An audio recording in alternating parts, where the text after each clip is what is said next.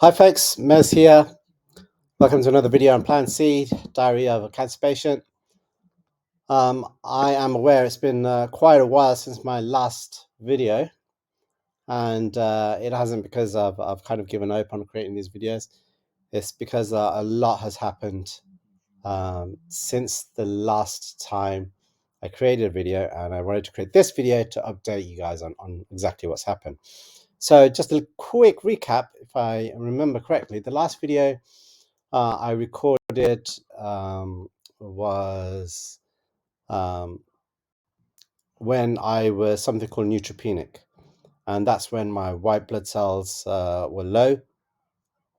I had a little cough, I had a sore throat. You could probably hear I was quite hoarse. That that's sorted itself out within a few days after that video. The cough dried up, the sore throat got better. And I was about to go into my third round of chemotherapy. So along came chemotherapy cycle number 3, and that went absolutely fine. That day I was a little ill, but I had my chemotherapy administered. And as the days went on after that chemotherapy session, I started to develop the cough again and the sore throat. And that didn't get better. That got subsequently worse as the days went on. And when you do have chemotherapy, as you probably know now, that my white blood cells are practically wiped out. I have no kind of immune system as such. I'm immune to infection, and that's exactly what happened. I contracted a viral infection that absolutely knocked the wind out of my sails.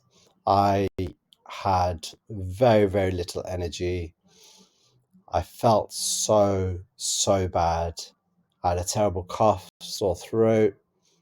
I was drowsy, barely keeping my eyes open. I felt the worst that I had ever felt going through this entire journey. And I didn't immediately ring my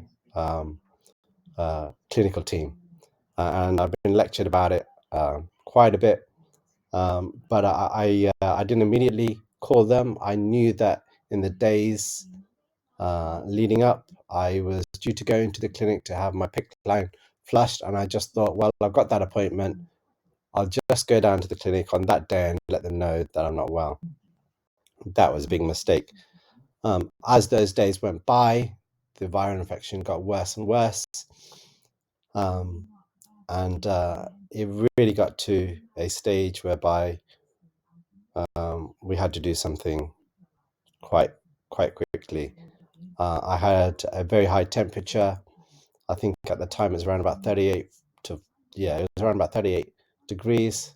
I went into the clinic on the day that I had the appointment, and they could physically see that I looked like death warmed up. They quickly did some blood tests. They found out again my white blood cells were practically nothing. They had seen that the viral infection had taken hold. They took my temperature, saw that it was insanely high, and I was rushed to hospital. And it was really a scary situation. I went into hospital. I was admitted, I think it was on Thursday of last week. That's exactly a week today. And I was hooked up to fluid drips, drips of antibiotic, drips of potassium. I had regular blood tests taken, antibiotics given. It was really scary. It was really scary. I felt awful, but I was in there until the following Monday. So basically, all of the Easter period, and I started to recover very, very slowly. And on Monday, it got to the point whereby my body was in a state whereby it could now start to fight the infection naturally.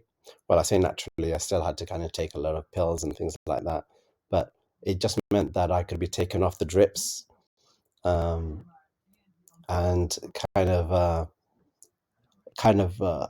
get back onto the road to recovery. So progress was swiftly made, and the decision was decided on Easter Monday to release me back home, along with some more antibiotics, which I kind of finished the course today.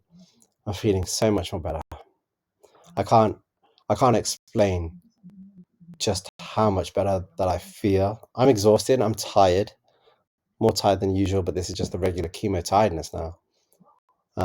But it was a very, very scary and dark time.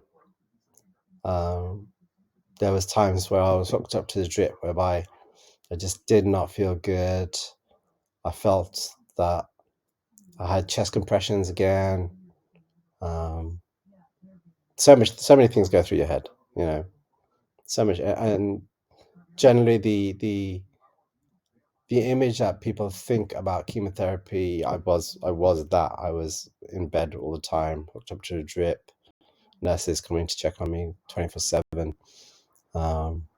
But thanks to the medical team, Milton Keynes Hospital, the cancer unit, Ward 24, they fixed me. And I literally mean that they fixed me.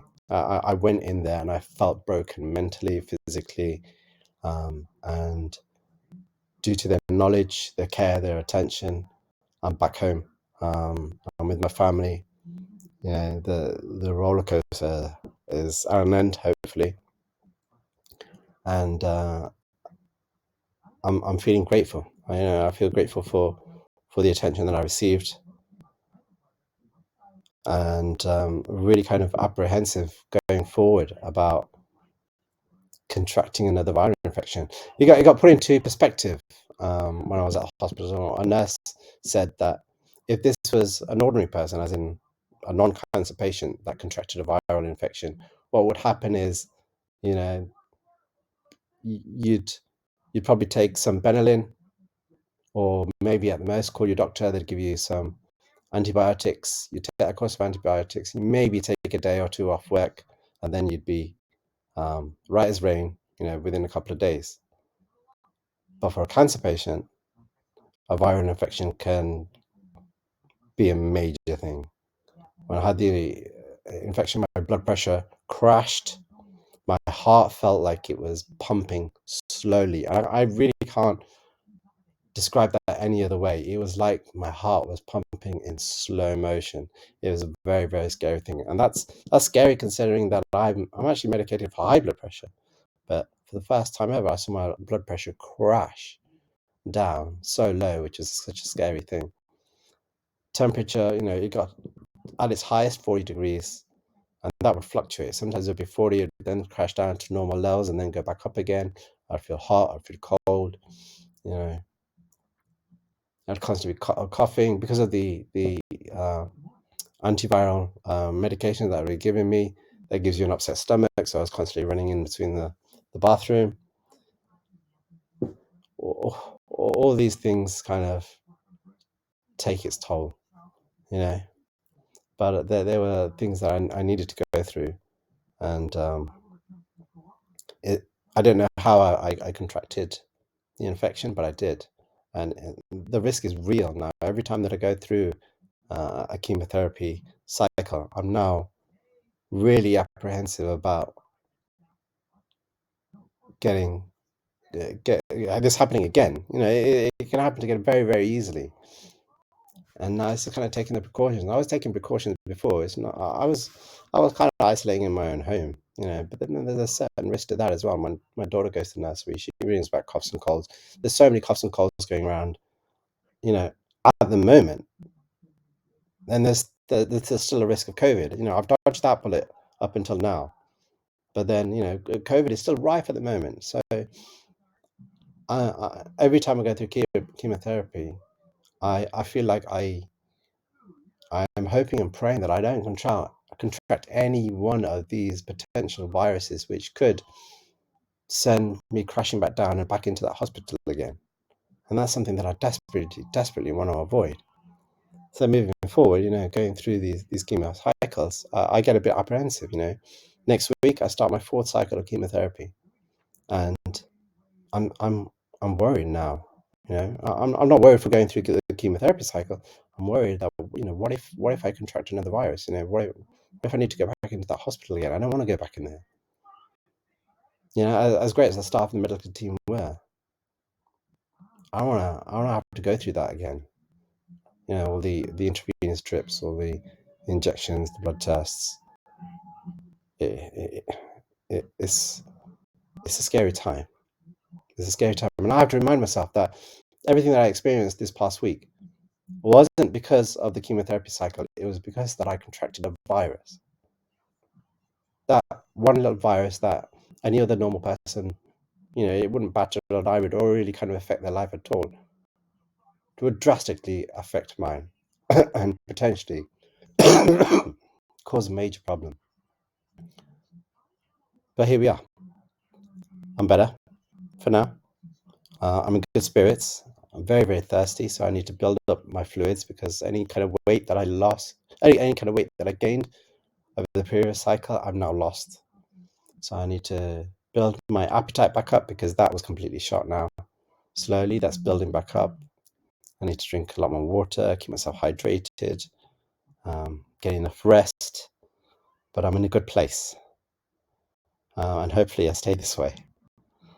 So I just wanted to make this video to kind of give you guys a little bit of an update as what's happened. It wasn't the scheduled video that I had planned, but I think it's an important video to kind of put out there and share, and to kind of remind everybody, as well as myself, that as well as this kind of positive mental attitude that I have, that things can go downhill very, very fast, and it can zap your energy, and it can be a very different story. I did want to kind of record a video to showcase me at my worst. If something like this happens again, maybe I'll have the energy to do that, because I think at some point it's important to showcase. It's great me being positive, and all, and I still am. I still have that positivity and that positive mental attitude, but to really kind of understand what I'm going through, you really kind of need to see me also at my worst too. So let's see what happens in the future. And yeah, hopefully the cycle 4 that starts next week is a better cycle for me. But thank you for listening. Thank you for everybody's support. Thank you for reaching out, all your comments, those that know me. Thank you for all of the help that you've been given me and my wife over this past week. I really, really, truly appreciate it. And all of your kind of positive vibes and thoughts and well wishes and gifts, and I think that they're not going unappreciated. So thank you so much, and I shall see you next time. Have a good day. Bye bye.